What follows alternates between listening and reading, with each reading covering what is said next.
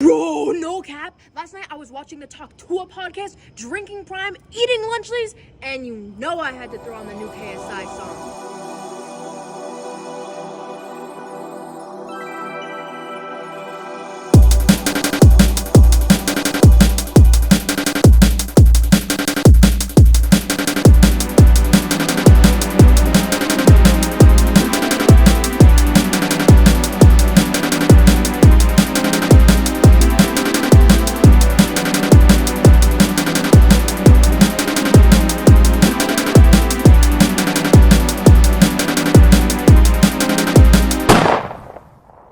Today I rise to address an oft-forgotten segment of our society. I speak of Generation Z, who will be playing a substantial role in the next election, and Generation Alpha, who will start to come of age the election after. It is for this reason that I shall now render the remainder of my statement using language they're familiar with. To the Sigmas of Australia, I say that this goofy-air government have been capping. Not just now, but for a long time. There's nothing wrong with watching a little bit of mindless content every now and again. But if you're waking up and grabbing your phone before you even wash your face and brush your teeth, yeah, you have a problem. Brain rot content has plagued millions of kids and young adults for a decade at this point. But back then, there was class and elegance. And now you have blatant disregard for quality, depth, and originality. Instead of thought-provoking discussions or well-crafted entertainment, we're drowning in an endless loop of recycled trends, AI-generated garbage, and dopamine-filled nonsense. See, for some of you, you're gonna click off this video because Subway Surfer isn't at the bottom of the screen. Content isn't made to challenge or inspire anymore. It's made to keep you scrolling, consuming, and addicted. And the worst part?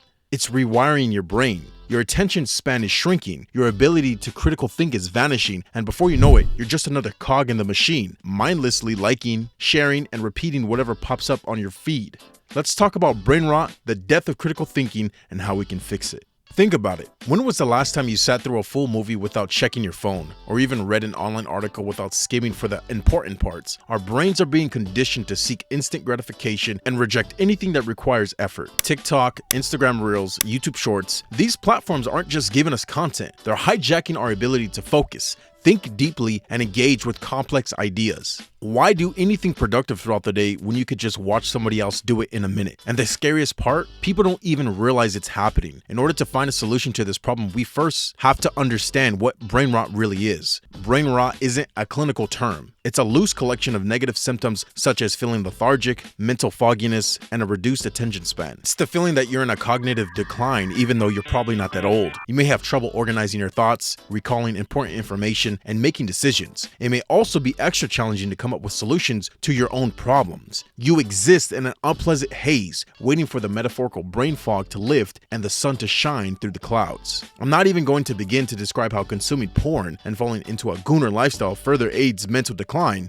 That will have to wait for another video. They're capaholics. They're also yapaholics. They yap non-stop about how their cost of living measures are changing lives for all Australians. Just put the fries in the bag, little bro. They tell us that they're locked in on improving the housing situation in this country. They must have brain rot from watching too much Kai Cenat and forgot about their plans to ban social media for kids under 14. If you ever wondered why you procrastinate so much, look no further than your hand. You probably have a phone in it, or something else. But regardless, if you're addicted to the current hive mind internet culture found on places like Twitter, Instagram, TikTok, and even YouTube, your attention and thinking capabilities have all been nerfed for a temporary time until you reset your dopamine levels. The fact that most people, including you, won't read this small paragraph is proof your attention is fried. Doom scrolling isn't necessarily the easiest thing to fall into if you're a productive person and actually have things to do. But if you have a habit of it, and you already don't like your life that much, no wonder you fall victim to it. It's no surprise that our attention spans are falling. Our ability to analyze and question information is going down with it. When you're constantly being fed content in bite-sized, rapid-fire bursts, there's no time to think.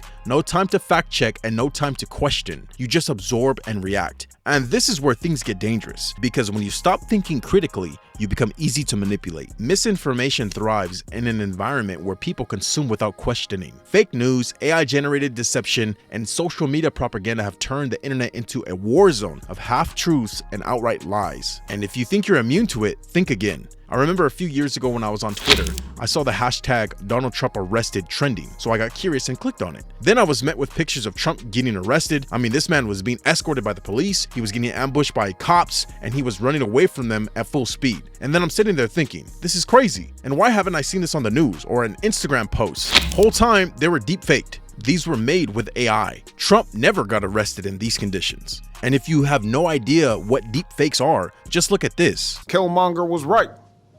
Or Ben Carson is in the sunken place. Or, how about this? Simply, President Trump is a total and complete dipshit. Now, you see, I would never say these things. At least not in a public address. But someone else would. Someone like Jordan Peele. This is a dangerous time. And right here is when I knew we were entering into a very dangerous territory with technology. Just think about it. If this just started and we have this, could you imagine what comes next? Chat, is this Prime Minister serious? Even though he's the Prime Minister of Australia, sometimes it feels like he's the CEO of Ohio.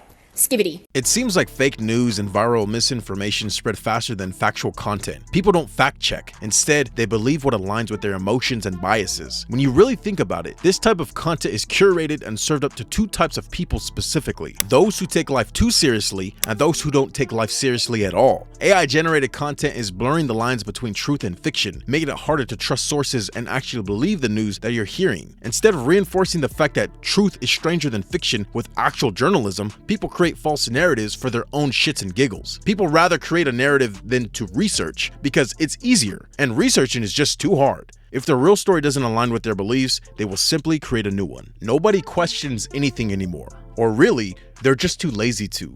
The days of healthy skepticism, of actually verifying sources and thinking critically, are long gone. People just see, believe, and repeat. A well-edited video, a convincingly worded tweet, or an AI-generated image is all it takes to rewrite reality in real time. And because social media thrives on speed, not accuracy, by the time the truth catches up, nobody cares anymore. We've all reached a point where truth isn't determined by facts. It's determined by how viral it is. The louder and more sensational something is, the more real it feels. And if it aligns with what people already believe, they won't even bother questioning it. That's how misinformation wins. Not because it's convincing, but because people are too lazy, distracted, or biased to challenge it. And when everyone stops questioning, it only takes one loud voice to control the narrative. This is how misinformation doesn't just spread, it becomes reality. But what happens when it's not just a single lie fooling individuals, but an entire system convincing millions to think the same way? That's where things get even worse, because in today's world, it's not just about people believing falsehoods, it's that they're being conditioned to reject anything outside of their bubble. Social media isn't just a place for conversation anymore. It's an ideological assembly line designed to sort people into tribes, echo chambers, and mobs. The internet isn't killing critical thinking by accident, it's doing it by design. People no longer engage in open discussions or debates. They stick to echo chambers that reinforce their existing beliefs, or if they do get into a debate, it automatically becomes about who can troll the hardest. Because this debate isn't about open discussion and sharing ideas. It's about proving you're wrong and embarrassing you at the same time. Maybe this is just human nature. Maybe humans are inherently primal due to evolution. At the end of the day, our beliefs and ideas are what kept us alive after all. Fear of backlash, getting kicked out of the tribe, or even death is grounds to make anyone conform. I mean, let's be honest. Cancel culture discourages independent thinking. But if you're spouting off bullshit that is harmful or detrimental to one's life, then maybe someone should shut you up. Popular opinions are often valued over accurate or well-reasoned ones to preserve feelings. We've reached a point where being right doesn't matter. Being popular does. Facts take a backseat to feelings, and the truth is only accepted if it's comfortable and convenient. People don't engage with information to learn anymore. They engage with it to validate what they already believe. If the truth is too harsh, too complicated, or too inconvenient, it's ignored, rewritten, and outright attacked. Platforms reward engagement over accuracy, meaning the loudest, most emotionally charged takes rise to the top, even if they're completely false. And let's be real, nobody wants to be the person who says, actually, that's not true, when the entire internet is rallying behind a narrative. So people go along with whatever's trending, not because it's right, but because it's easier, safer, and socially rewarded. It's very interesting how people will take to the internet or social media to live out fantasies and realities they otherwise wouldn't do in real life. That is what defines conviction and the lack thereof. Nobody stands on business in real life because for some, there would be severe consequences. Thus, many ideas only manifest themselves online and rarely in real life, further proving behind closed doors, people really do have a herd mentality. But I don't want you to get this impression that everything's all bad. There is good news. It doesn't have to be this way. Critical thinking isn't dead. It's just been neglected. And if we want to fix this, we have to start rewiring our brains for independent thought again. That means questioning what we consume, breaking out of algorithm-controlled bubbles, and learning how to analyze, not just absorb. So how do we escape the cycle of brain rot, misinformation, and mindless groupthink? The first step is awareness.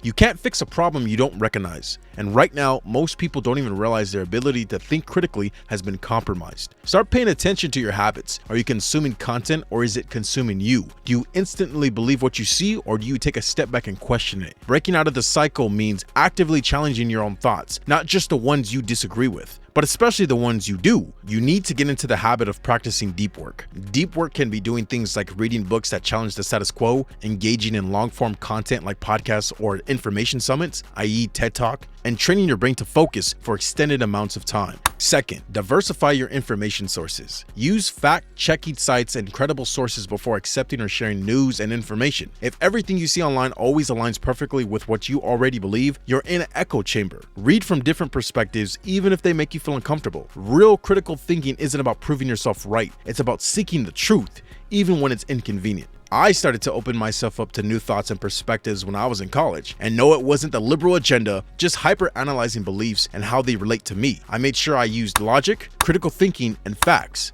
Expose yourself to different viewpoints and think critically before reacting. And finally, rebuild your attention span. The modern internet has trained you to crave quick dopamine hits, but deep thought takes time. Read books, engage with long-form content, take breaks from social media, and most importantly, practice patience. The ability to sit with an idea, analyze it, and form a well-reasoned opinion is a skill that needs to be rebuilt. And the only way to do that is through deliberate effort. Don't be afraid to have conversations with people who disagree with you. Try to understand where their hostility may come from. After all, most people aren't as good communicators as they think they are. At the end of the day, the internet isn't going to save you. It's going to keep you trapped. If you want to break free, you have to do it yourself. Skibbity.